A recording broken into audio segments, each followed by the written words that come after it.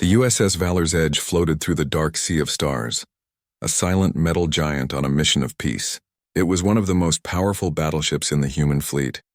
But for the first time in its long history, it carried not just humans, it carried a royal guest from another world. Her name was Princess Lyra of the Vulpine Empire. She was young, proud, and born into luxury.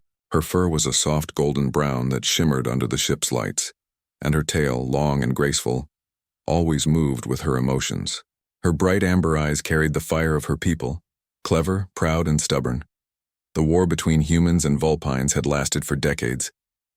Too many had died on both sides. Now at last there was a chance for peace, and as part of that fragile agreement, Princess Lyra was sent to live among humans for 1 year, to learn their ways, to understand them. When she arrived, she expected luxury quarters, servants, and respect worthy of her rank. But when she stepped inside the cabin assigned to her, her tail froze mid-swing. It was small, barely enough space for 2 bunks, a desk, and a small metal locker. And worse, someone was already inside. A human soldier sat on the lower bunk reading a data slate. His name tag read Lieutenant Aaron Holt. He was tall, broad-shouldered, and had a quiet calm about him. His hair was dark and short, his uniform plain. When he looked up, his eyes were steady. Not afraid, not curious, just calm. Lyra frowned, her ears twitching. "There must be some mistake," she said. "This is my cabin." Aaron stood up politely but didn't salute. "No mistake, Princess. Command says we're sharing. Ship's at full capacity." Her tail bristled. "Sharing? With a human male?" He simply shrugged. "Space is space, ma'am. You'll get used to it." She stared at him in disbelief.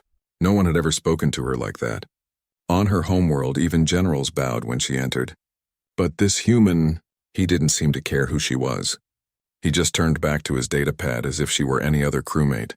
That night she sat on the upper bunk stiff and cold, trying to ignore the sounds of the ship. The air hummed. The metal walls felt close and strange. Across from her, Aaron slept easily, his breathing steady. She wondered how anyone could rest in such a place. Over the next few days, life aboard the battleship tested her patience. She had to eat the same gray rations as everyone else. She had to wear a simple uniform instead of her silk robes, and every corridor smelled of oil and metal. The humans around her were loud, rough, always laughing even during long shifts. But what confused her most was Aaron Holt. He never mocked her, but he never worshipped her either. When she complained about the cold, he quietly adjusted the temperature. When she struggled to use the human data systems, he explained them once, then let her learn the rest on her own. He treated her not as a princess, but as a person. One morning, while she was trying to open a ration packet, it slipped and spilled all over the floor. She hissed in frustration. "These human tools are ridiculous." Aaron walked in, knelt down silently, and helped her clean up. "You'll get the hang of it," he said. "It's all about patience." She looked at him for a moment, really looked. His uniform was patched, his hands were scarred. He had seen war, maybe more than she could imagine, and yet his voice was calm, kind, steady. That night, for the first time, Lyra asked him a question. "Lieutenant Holt, do you hate my people?" He looked at her across the dim cabin. "No," he said softly. "I hate the war, not the people in it." Something in her chest ached at those words. For years, she had been told humans were monsters. Cold, greedy, merciless. But sitting there in that small metal cabin, she saw only a tired man who still believed in peace. In the silence that followed, the hum of the ship felt different, softer somehow. Lyra lay awake long after Aaron had fallen asleep. For the first time since she left her homeworld, she didn't feel angry. She just felt curious. Who were these humans really? And what kind of man was the soldier who shared her cabin? The man who didn't fear her title, who spoke truth without fear, and who carried the quiet strength of 1,000 stars. She didn't know the answer, but she knew one thing. This journey would change her forever. Days turned into weeks aboard the USS Valor's Edge. Life on a battleship was never quiet. The air was always filled with the low hum of engines, the distant echo of boots, and the steady rhythm of duty. To humans, it was normal. But to Princess Lyra, it was chaos. She was used to grand halls, open skies, and the songs of her homeworld. Now she lived in a room of cold steel walls and shared it with a human soldier who said little but always seemed to understand too much. Every morning, she woke up to the sound of Aaron's alarm. He always rose early, his movements precise, almost mechanical. He'd clean his gear, check his weapons, and write a short note in a small book he kept by his bunk. Lyra often watched quietly, pretending not to. She wondered what he wrote. Battle notes, perhaps? Or something more personal? Once she asked him, "Why do you write every morning?" He didn't look up. "To remember the faces," he said. "The faces of who?" He gave a faint smile. "People I couldn't save." His answer stayed in her mind for the rest of the day. She had known war from a distance, through reports, speeches, and stories told in soft royal halls. But he had lived it. He carried it. At first, Lyra avoided the other humans. They laughed loudly, made jokes she didn't understand, and seemed too relaxed for soldiers who lived under constant threat. But one afternoon in the dining hall, she saw something that changed her view. A young crewman dropped his tray, spilling hot stew all over himself. Instead of shouting or mocking, the others rushed to help him, patting his shoulder and laughing kindly to ease his embarrassment. Even Aaron, who rarely smiled, cracked a small grin. That night, Lyra told Aaron, "Your people are strange. You find laughter even when everything is difficult." Aaron nodded. "It's how we survive, Princess. Sometimes laughter is the only weapon left." His words made her think about her own people, the Vulpines who carried their pride like armor. They hid pain behind silence and honor. Humans. They faced pain head-on but with humor, as if daring the universe to break them. As days passed, she started to help around the ship. She learned how to use the ship's computer systems, how to operate communication panels, and even how to fix small technical issues. The humans were surprised at how quickly she learned. Aaron was proud but never said it aloud. One evening, after a long day of drills, the two of them sat by the viewport in the quiet cabin. Outside, the stars drifted slowly, endless and bright. "Back home," Lyra said softly, "our sky has 3 moons. I used to watch them from my palace garden. I thought space would feel the same. But it doesn't." Aaron glanced at her. "Because out here the stars don't belong to anyone." She looked at him curiously. "Do you like it? Living among stars?" He took a slow breath. "Sometimes. When it's quiet and the engines fade, I feel like I'm part of something bigger. But other times..." His eyes darkened. "Other times it feels like we're all just drifting, trying not to fall apart." There was a deep sadness in his voice, something she couldn't name. She wanted to comfort him but didn't know how. So instead she spoke softly. "Maybe that's what peace means. Learning to drift together, not apart." Aaron gave a small smile. "Maybe you're right, Princess." Over time, the cabin that once felt like a prison began to feel different. Lyra learned to sleep through the hum of engines. She began to enjoy the human food, especially the sweet things they called chocolate bars. Sometimes she even caught herself laughing at the crew's jokes. The other soldiers started calling her Goldtail, a nickname she pretended to dislike but secretly enjoyed. She had never been treated like one of the group before. Still, there were moments when she missed home, her people, her palace, the sound of the wind through the golden trees. One night she found herself whispering, "Father, I hope you were right to send me here." Aaron heard her, though she didn't know it. He lay in his bunk, eyes closed, listening.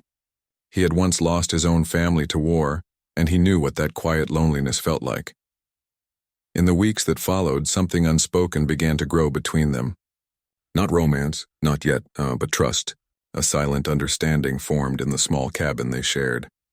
Lyra no longer saw him as just a human. He was Aaron, the soldier who didn't flinch, who carried ghosts with dignity, who made her see her enemies as people again. And though neither of them realized it, the war outside had already begun to change, because of the peace growing inside that tiny cabin, between a human and a Vulpine royal who had once hated everything he stood for. The hum of the USS Valor's Edge had become a constant comfort for Lyra. But comfort has a way of breaking suddenly. One moment the ship floated silently through the dark void. The next, alarms blared so loudly that even the metal walls seemed to shake. Red lights bathed the corridors in a harsh glow. The emergency sirens echoed like angry stars screaming across the void. Lyra froze for just a moment before instinct took over. She grabbed Aaron's arm as he passed her bunk. "Princess, get to your station." He shouted, "I'm not running." She snapped, her tail lashing with tension. "I am a soldier of peace, not a coward." His eyes softened for a brief second, but there was no time for debate. Fine, then stay close. Don't get in my way. The enemy had come. Vraxian raiders notorious for ambush attacks and brutal boarding tactics. Their ships were jagged, dark, and glowing with menacing energy. The corridors shook as the first salvo hit the hull. Sparks rained from the ceiling and fire hissed along the walls. Lyra's fur bristled. Her heart pounded in a rhythm she had never felt in her life. Stay low, Aaron barked, diving for cover. He rolled to one side and grabbed a plasma rifle, the weapon humming to life in his hands. Lyra mirrored him, instinct guiding her paws as she crouched behind a bulkhead. The first Vraxian boarding party crashed through a side hatch. They were large, clawed, and armed with weapons designed to tear through steel. Aaron fired quickly, precise and methodical. Every shot counted. Lyra watched for the first time as the human fought, not with brute strength but with speed, strategy, and courage that seemed almost unnatural. When a plasma bolt narrowly missed her, Lyra leapt instinctively, clawing the enemy's weapon free. Sparks flew and the Vraxian hissed, stumbling back. "You fight like your people do," Aaron said sharply, covering her flank. "Not like yours," she replied through gritted teeth, tail whipping. "Like mine." Together they moved as one. Human and Vulpine side by side, dodging, firing, and striking. They were a storm of claws and bullets, instinct and training, a strange harmony in the chaos. Then a deafening explosion shook the corridor. Debris rained down and Aaron was thrown against the wall. Lyra lunged, catching him before he hit the floor. His arm was bleeding, smoke curling from his uniform, but his eyes still burned with determination. "You'll survive this," he said, coughing. "We have to get to the control station." "I won't leave you behind," Lyra hissed, holding his arm tightly. "Then let's move." They ran through the smoke-filled corridors, dodging falling debris as alarms screamed and the lights flickered. Lyra's heart raced not from fear, but from the adrenaline of standing side by side with a human who had never treated her like a fragile princess. At the control station, Aaron leaned against a console, wounded but steady. "I need you to reroute the auxiliary power," he said, voice strained. "It's our only chance to hold the ship." Lyra's amber eyes widened. I can do it," she said, claws moving over the controls with practiced speed. Her tail flicked nervously, but her hands were steady. Aaron stayed beside her, covering her as the Vraxian reinforcements tried to break in. "Keep going." "Almost there." Minutes felt like hours. Sparks flew, fire hissed, and the ship groaned under the bombardment. Lyra worked furiously, rerouting power and stabilizing shields. Every moment she could feel the Vraxian presence closing in. Finally, the auxiliary systems hummed back to life. The shields flickered, then held. Aaron fired one last precise shot, sending the remaining enemy soldiers retreating. Lyra collapsed against the console, chest heaving. Aaron leaned heavily against her, blood staining his uniform. His breathing was ragged, but he smiled faintly. "You did well," he said, voice soft but firm. "So did you," she whispered, her tail brushing against his side in relief. For the first time since she left her homeworld, Lyra realized something extraordinary. Humans were not just warriors. They were survivors, protectors, and sometimes friends in the strangest places. And beside her, Aaron Holt had proven that courage didn't care about species, rank, or title. It only cared about heart. As the alarms finally quieted, she touched his arm gently. We survived," Aaron nodded. "This is just the beginning, Princess, but together, we can face anything." For the first time, Lyra believed him. The corridors of the USS Valor's Edge were quieter now. Smoke lingered in the air, and the hum of the engines seemed softer, almost thoughtful. The battle was over, but its cost was clear. Fire had burned through walls, systems were damaged, and many crew members moved stiffly, nursing cuts and burns.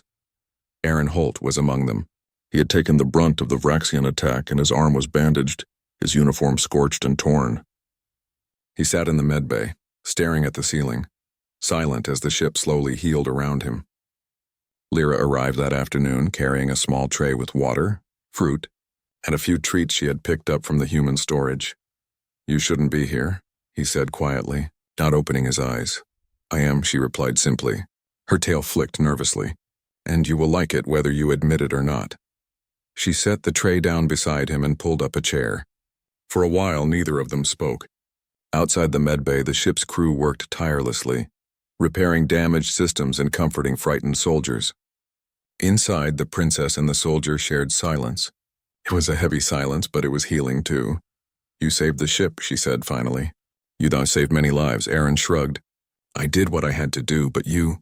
"Rerouting the power, that saved all of us." "You were incredible, Princess." Lyra looked away, embarrassed. I was just doing my part. I didn't want anyone to die because of me." He studied her, those golden eyes so fierce even when they were gentle. "No one wanted to die, but fear. Fear makes people freeze. You didn't, you acted. That makes a difference." For the first time, Lyra felt something she hadn't expected. Pride, not in her title, not in her training, but in herself. And she realized she could trust this human to see her for who she truly was, not just a royal, not just a symbol, but a person capable of courage. Days passed. Aaron remained in the medbay, recovering from his burns and exhaustion. Lyra visited him daily, sometimes bringing data slates, sometimes simply sitting quietly. She learned to carry herself through the small, crowded corridors, to move without fear, to laugh softly at the human's strange habits. She had begun to feel at home, in a place she had expected to hate. One evening, she sat beside Aaron as he dozed in a medbay cot. His breathing was even, but his hands twitched slightly. She reached out, brushing a lock of hair from his forehead. "You humans, you are strong," she whispered. "Not just in body, but in heart." Aaron opened his eyes slightly, gave a faint smile, and murmured, "It's not strength. It's stubbornness. We don't give up, even when the universe tells us we should." Lyra nodded, thinking of her people, of the pride and honor that shaped her childhood. Humans were different, yes, but in their stubbornness, in their courage, she saw something familiar, something she could respect, even admire. The medbay became their small refuge. Outside, the ship repaired, alarms went off less frequently, and the constant hum of machinery returned to a steady rhythm. Inside, the human and the Vulpine royal talked, laughed quietly, and shared stories of home. She told him about the golden fields of Vulnar, the music of her people that rose like sunlight, and the gardens her father loved. He listened, asking questions, laughing softly at her descriptions, imagining her world through her eyes. Aaron spoke too, of Earth's forests, of oceans so vast they made the stars seem small, of family he had lost, and friends he had watched disappear in wars long past. Lyra listened, silent, her heart growing heavier with understanding. These humans carried pain, yes, but they carried it with courage, with humor, with love. One night, as the two sat in quiet companionship, Lyra whispered softly, "You fight because it matters, even when everything is against you." Aaron looked at her, tired but steady, and said simply, "Sometimes, that's all we have." The warmth of his presence, the steady rhythm of his breathing, the shared silence of recovery, it was a new kind of comfort. Lyra realized she no longer feared the ship, nor the humans aboard it. She feared nothing as long as courage, stubbornness, and heart stood beside her. And in that quiet medbay, amid beeping monitors and the smell of antiseptic, a bond was forming. A bond not of politics, not of duty, but of mutual respect, understanding, and something deeper that neither fully named yet. They were human and Vulpine, soldier and princess, so different yet so alike. And for the first time since leaving her home world, Lyra felt a quiet hope. Hope that courage and friendship could survive even in the darkest of space.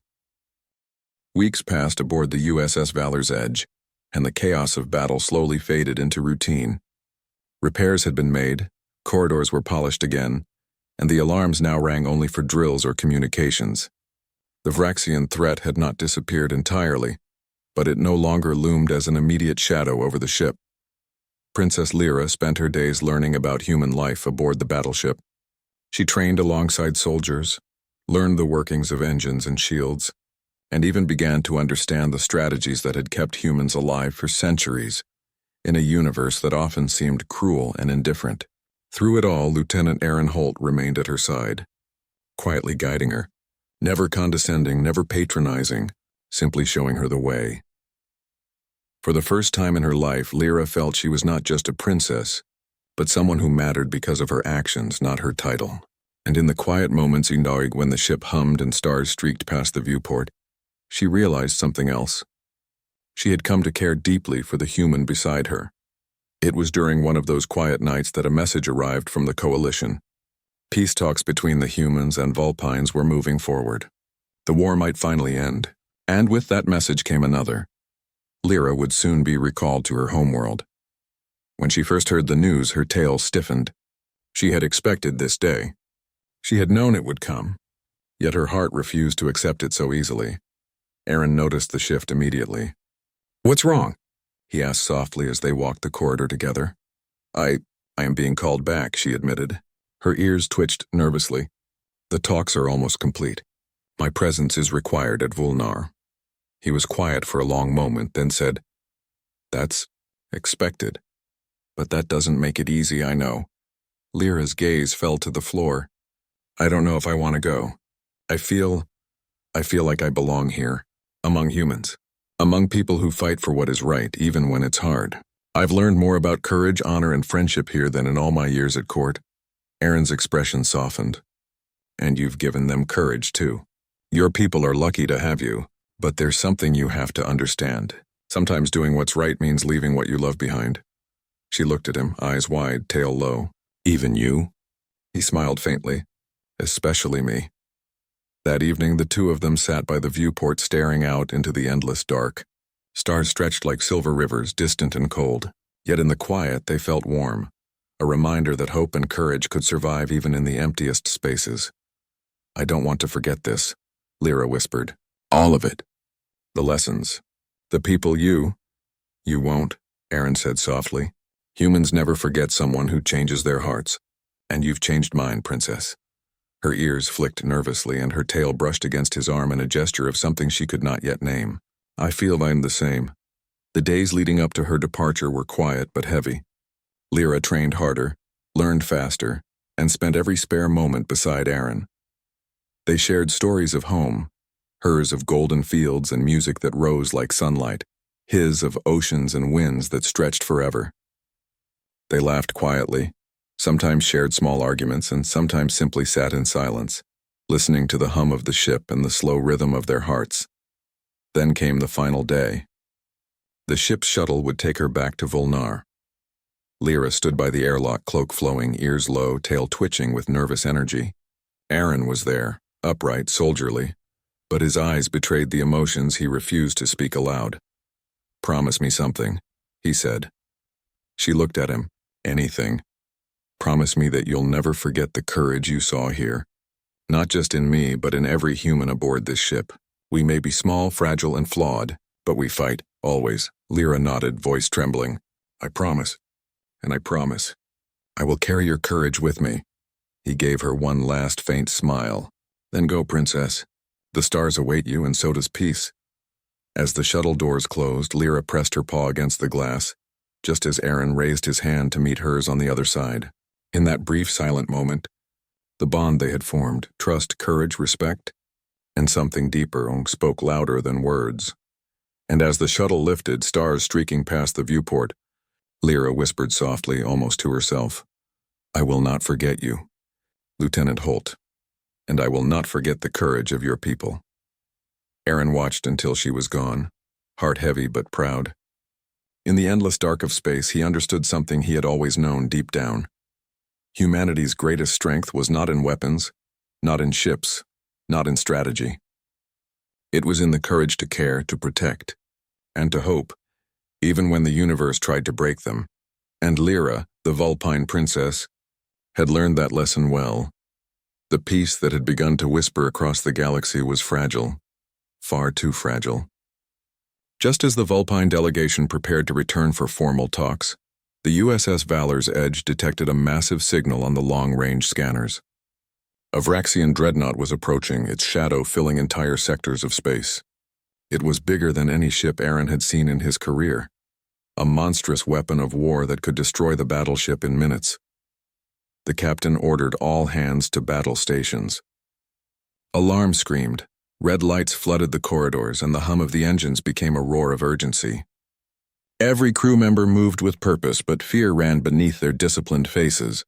Humans were brave, yes, but even bravery has limits. Aaron found Lyra near the communications console. Her golden fur bristled as she worked alongside a crewman to send status reports to Coalition Command. Her amber eyes were wide, but her posture was steady. She had trained for moments like this, not just to survive, but to protect. "You must get to the escape pods," he said firmly, checking his rifle and scanning the corridors for threats. "No," Lyra said, tail flicking with determination. "Not without you. We fight together." Aaron shook his head, voice low but insistent. "This is bigger than both of us. You have a chance to survive, to live and see peace happen. I don't." Her ears lowered in frustration, but she didn't argue. Instead, she stood by his side, eyes blazing with focus. "Then we face it together." The dreadnought's weapons fired. The hull shook violently as plasma bolts tore through the ship's shields. Sparks rained from the ceilings, alarms shrieked, and the smell of burning metal filled every corridor. Lyra ducked beside Aaron, paws gripping the console as she rerouted power to shields and weapon systems. The two of them moved like one being. Aaron fired with deadly accuracy, clearing corridors of boarding enemies while Lyra manipulated controls, guiding defensive systems, rerouting power, and even targeting weak points in the massive Vraxian ship. Every moment was chaos, but every moment also counted. Minutes stretched like hours. Explosions rocked the ship, shaking loose panels and sending debris flying. Aaron's armor was scorched, blood running from minor burns on his arms, but his eyes never wavered from his duty. Lyra's fur was singed in places, her claws scorched from overworked equipment, yet she pressed on, driven by courage, by duty, and by the silent bond she shared with the human beside her. Finally, the captain ordered the final strike. Overload the main reactor to pierce the dreadnought's shields. It was a suicidal maneuver. The ship might not survive. Aaron turned to Lyra. "We do this together," he said, voice steady despite the chaos. "No," she whispered, shaking her head. "You will not die, You can't." He gave her a faint, tired smile. "Someone has to make sure you survive. You're the hope, princess. You carry more than just yourself." With a nod, Lyra activated auxiliary power and prepared the firing sequence. Aaron covered her, firing at incoming enemies, protecting her while plasma bolts and sparks danced dangerously close. The moment the reactor was overloaded, the ship trembled violently. The dreadnought's shields shattered, and a massive explosion tore through its hull. Aaron dragged Lyra toward the escape pods, but a final blast from the enemy ship collapsed the corridor behind them. We won," Lyra gasped, her claws trembling. Aaron looked at her, blood-streaked, armor damaged, but his gaze was unwavering. "Yes, but the ship may not." He dragged her into a pod and forced her inside. "Go live. Finish what we started." Her claws pressed against his arm. "Come with me." He shook his head slowly, his voice firm but full of emotion. "Not this time. You are the future. I am the past. Go." The pod sealed, and Lyra watched as the viewfinder showed Aaron giving one final salute, standing firm as the fire consumed the rest of the ship. Her heart ached, but she knew he had made the ultimate choice: courage over fear, duty over self. As the pod shot into space, stars stretched past her viewport, and Lyra whispered softly, "Thank you. Aaron Holt, you will never be forgotten." The shuttle carrying Princess Lyra drifted silently through space. Outside the viewport, stars stretched endlessly, cold and indifferent. Yet within her a fire burned, the memory of what had been lost and the courage she had witnessed. The USS Valor's Edge was gone, consumed in a blaze of sacrifice, but its story remained. When coalition rescue teams recovered her pod, Lyra stepped out with a mixture of relief and sorrow. Crew members rushed to greet her, offering hands, warmth, and comfort. Yet her gaze searched the void for the one human she would never forget. Lieutenant Aaron Holt had given her more than life. He had given hope, courage, and the understanding of what it meant to be truly brave. She walked through the corridors of the rescue ship, quiet among the bustling humans. They spoke of rebuilding, of peace, of treaties and new beginnings, but all she could think about was him, his steady voice, the calm in his eyes, and the way he had stood when the universe itself seemed ready to fall. Days later, when she returned to Vulnar for the final peace negotiations, the weight of her experience clung to her like a second skin. She addressed her people with a clarity she had never known before. Her voice carried not just authority but understanding, compassion, and hope. "My people," she said, "we have seen the courage of humans. We have learned that bravery is not measured in titles or armies but in heart. Let us honor that bravery by choosing peace. Let us fight not each other but the darkness that threatens us all." The council listened, awed. They saw the change in her, the quiet strength born from facing fire, chaos, and loss. They saw the humility and respect that had grown within her for a species she once feared. When the treaty was finally signed, Lyra requested one thing. She asked for a new ship, built in memory of the Valor's Edge, a vessel not just of steel and engines, but of courage and sacrifice. The builders worked for months forging the hull with care, embedding the lessons learned, and painting its crest with a single phrase in both human and Vulpine script. He taught me that courage has no species. Lyra stood aboard the new ship for the first time, her golden fur shimmering under the lights, her tail swaying with a mixture of pride and remembrance. She looked at the stars, remembering Aaron Holt's steady hands, his quiet words, his unwavering courage. Every time the ship crossed quiet space, she whispered to the void, "Aaron Holt, you are not forgotten. Your bravery lives in every human, in every decision we make to honor life over war." Crew members noticed the quiet intensity in her gaze, but they did not question it. They had seen the courage of humans and the wisdom of a Vulpine royal. They understood that some bonds transcended species, distance, and even death. In the months that followed, peace blossomed across the galaxy.